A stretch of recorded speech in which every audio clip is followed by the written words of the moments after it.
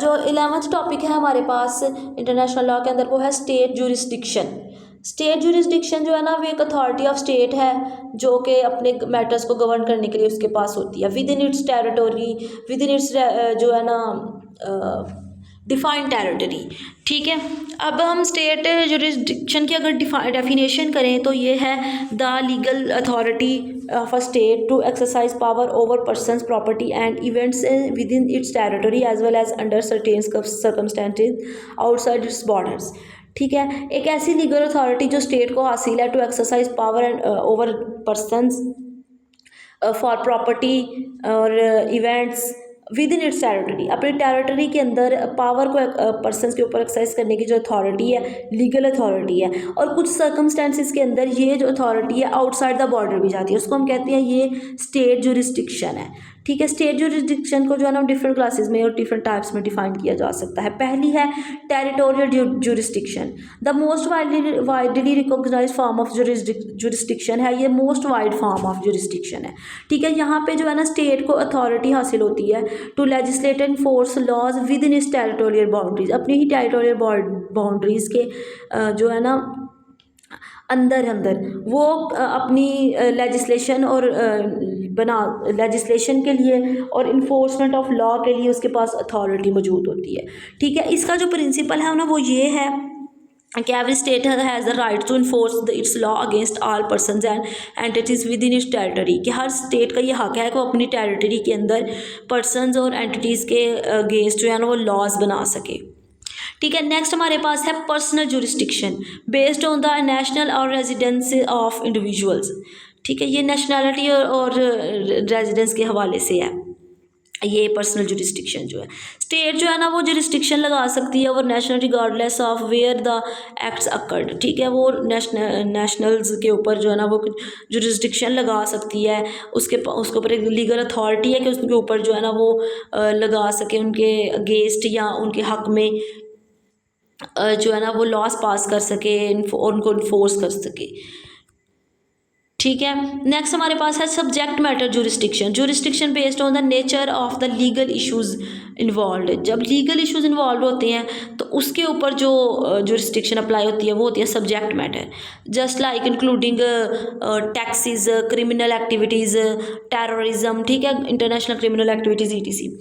फिर नेक्स्ट हमारे पास है universal jurisdiction, a principle allowing state to prosecute individual for serious crimes के लिए जो है ना वो स्टेट को प्रोसिक्यूट करने का जो प्रिंसिपल है वो है यूनिवर्सल जुरिस्डिक्शन।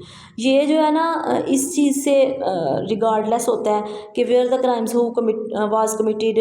ठीक है, regardless the nationality of perpetrators और विक्टिम्स। ठीक है, for example the prosecution of former Chilean dictator August Pinochet. ठीक है, यानी कि जब कोई भी प्रिंसिपल जब कोई भी स्टेट है उनके इंडिविजुअल्स या खुद स्टेट जो इंटरनेशनल लॉ है उनको वायलेट करता है तो वहाँ पे जो जुरिस्डिक्शन अप्लाई होती है वो होती है यूनिवर्सल जुरिस्डिक्शन। ठीक है, बेसिस ऑफ स्टेट जुरिस्डिक्शन की हम बात करें तो इसमें सबसे पहले एक्टिव पर्सनैलिटी प्रिंसिपल है। A state may claim jurisdiction over its nationals for the acts committed outside its territory based on the principle that individuals owe allegiance of their home country. ठीक है, ये जो एक्टिव पर्सनैलिटी प्रिंसिपल है ये कहता है कि जो कोई भी लोग हैं, ठीक है, जो लोग हैं वो फॉर एग्जांपल अपने स्टेट से जो है ना वो किसी अपनी कंट्री से किसी दूसरी कंट्री में चले जाते हैं, लेकिन फिर भी ये कहता है एक्टिव पर्सनैलिटी प्रिंसिपल ये कहता है कि फिर भी उसके ऊपर स्टेट की जो रिस्ट्रिक्शन उनके ऊपर अप्लाई होती है रिगार्डलेस के वो कंट्री को छोड़ के कहीं और चले जाते हैं। तो किसी और जगह पे भी जाकर अगर वो कोई क्राइम करेंगे तो उनके ऊपर स्टेट की जो जुरिस्डिक्शन है वो अप्लाई होगी। ठीक है, नेक्स्ट हमारे पास है पैसिव पर्सनैलिटी प्रिंसिपल। ये जो है ना ये कहता है based on the nationality of victim, a state may exercise jurisdiction if national is harmed by a foreign individual abroad। ठीक है, वो कहते हैं कि किसी अब्रॉड के अंदर आपके जो फॉरेन इंडिविजुअल्स की तरफ से अगर किसी भी स्टेट का अपना नेशनल जो है वो नुकसान उठाता है उसको विक्टिमाइज किया जाता है तो उसके ऊपर जो है ना स्टेट जुरिस्डिक्शन अप्लाई होती है। ठीक है, protective principle, A state may assert a jurisdiction over acts committed outside its territory that threatens its national security। वो कहते हैं कि ये जो प्रिंसिपल है ना वो ये कहता है कि स्टेट अपनी जुरिस्डिक्शन को अप्लाई कर सकती है ऐसे एक्ट्स के ऊपर जो उसकी टेरिटोरियल सिक्योरिटी के लिए ख़तरा हो, ठीक है। और ये जो है ना जुरिस्डिक्शन वो अपने टेरिटरी के आउटसाइड भी अप्लाई कर सकती है, ठीक है। Effects doctrine jurisdiction based on the effects of an individual's action within the state's territory even if the act occurred outside. वो कहते हैं कि इंडिविजुअल्स के एक्शन के ऊपर जो है ना चाहे वो आउटसाइड इट्स टेरिटरी हो, वहाँ पे जुरिस्डिक्शन जो स्टेट की है वो अप्लाई होती है, ठीक है। Limitations of jurisdiction state jurisdiction की लिमिटेशन क्या है? इंटरनेशनल एंड ट्रीटीज़ हैं। स्टेट्स जो है ना वो हमेशा इंटरनेशनल ट्रीटीज़ के और इंटरनेशनल लॉ के अंदर बाउंड होती हैं, ठीक है। तो उसकी वजह से क्या है कि उनकी अपनी जुरिस्डिक्शन लिमिट हो जाती है, ठीक है। फिर सॉवरन इम्यूनिटी है, the principle that states are immune for the jurisdiction of foreign courts in civil and criminal matters limiting the ability of enforce jurisdiction internationally. उन जो हमारे पास स्टेट की सॉवरेनिटी का कॉन्सेप्ट है ना, टेरिटोरियल सॉवरेनिटी का कॉन्सेप्ट वो लिमिट कर देता है state's ability to enforce jurisdiction internationally, ठीक है। फिर है इंटरनेशनल कम्युनिटी आती है, the recognition and respect for the laws and judicial decisions of other states.